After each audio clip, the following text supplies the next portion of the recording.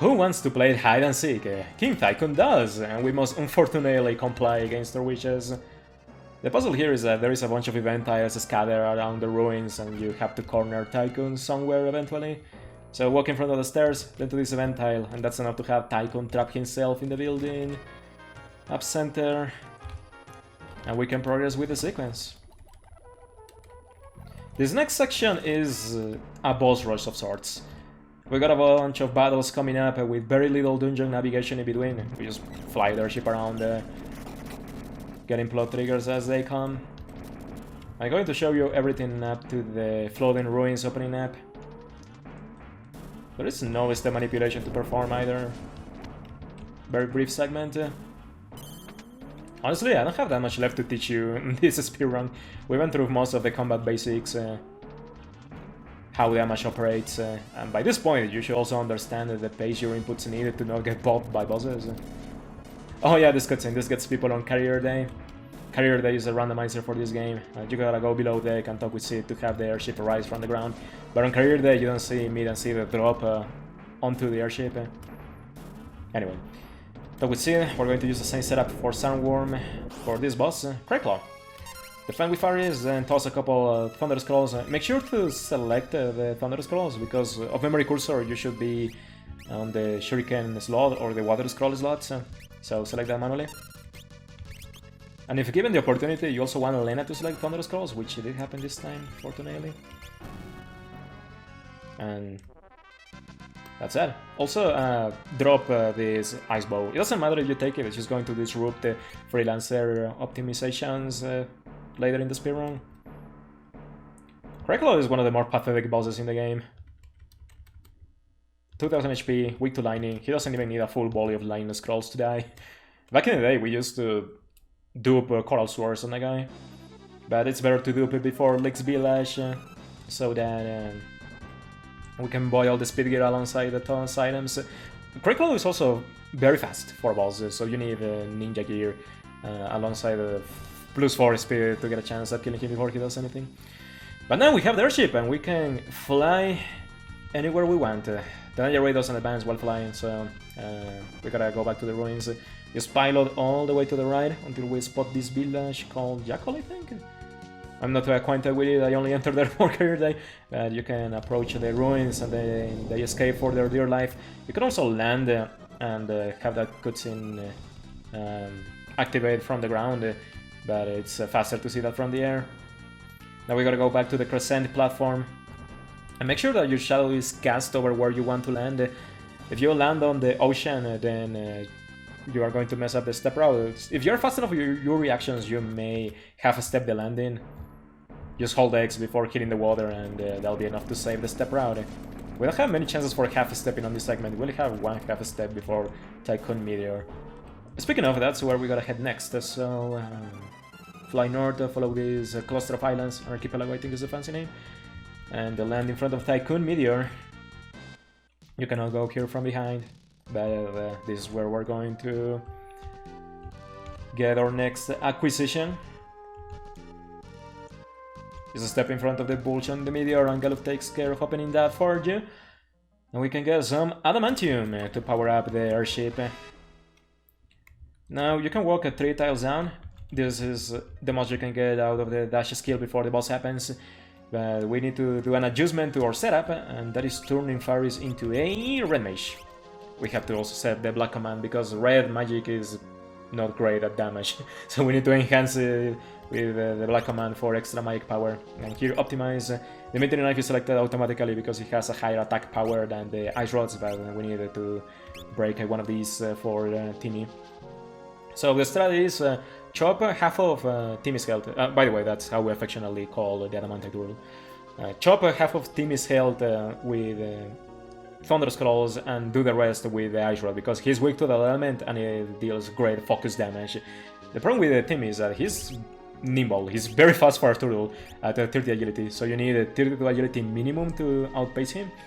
We just set up the speed gear to ensure that we can break the Ice Rod on time, and that's enough for the setup.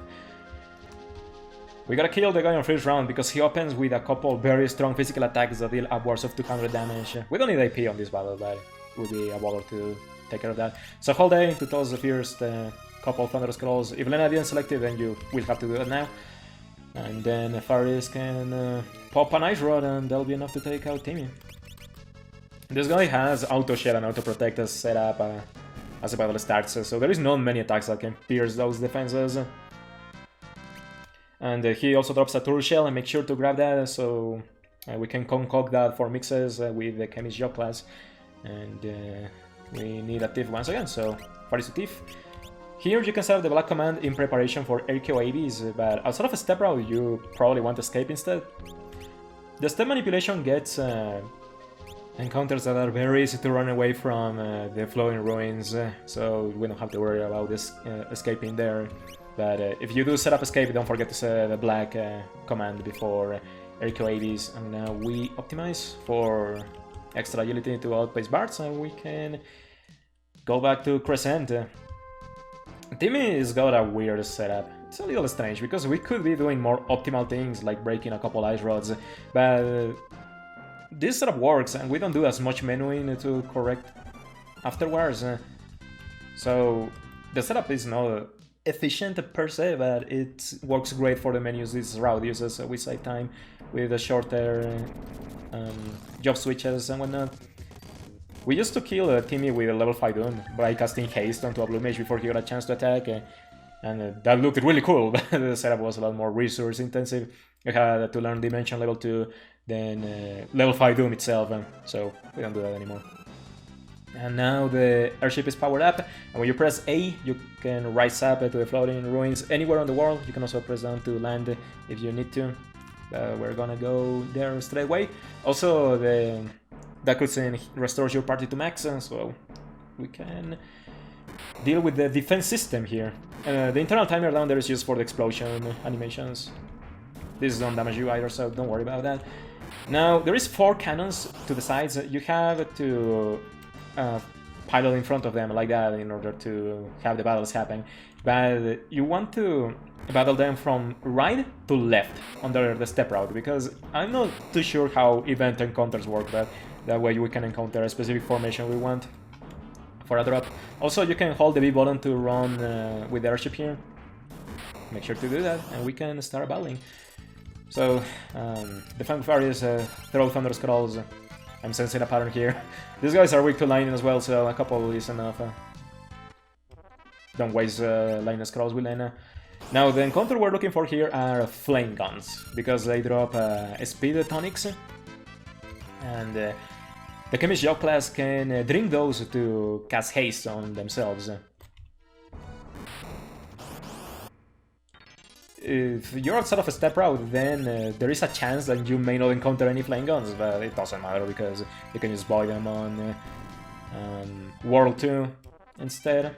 And we'll visit a Chemist shop early on, so it's something you will have to remember if it does happen, but I haven't had a run where that was the case.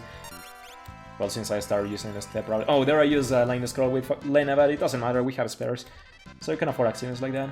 And the rockets give 3 AP, the Flame Guns give a couple AP, but by now we don't care about our AP too much, we should be fine. I think Faris just got the dash command there. Yeah, she's already done with her TF AP, but we still got a 10 AP to spare on RKO ABs. And now we gotta deal with the big guns. Soul Cannon. Similar strat, defend, toss Lightning Scrolls. 9 is enough. If you get high rolls, you can kill Soul Cannon on 8 Lightning Scrolls instead. Very challenging, I know where.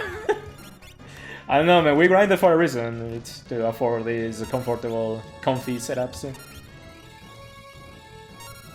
No high roll this time. Oh well. Soul Cannon can do a really scary attack once his message just stop, where he does AoE damage, the same as 50% of your max HP, and also inflicts sap, but you will never see that happen. Like, also drops a Dark Matter, that's another mixed ingredient, and some high potions that can come in handy for emergency healing on RKO ABs in particular. But we are done here. Entering the Flowing Ruins, we want to be at 112 total steps.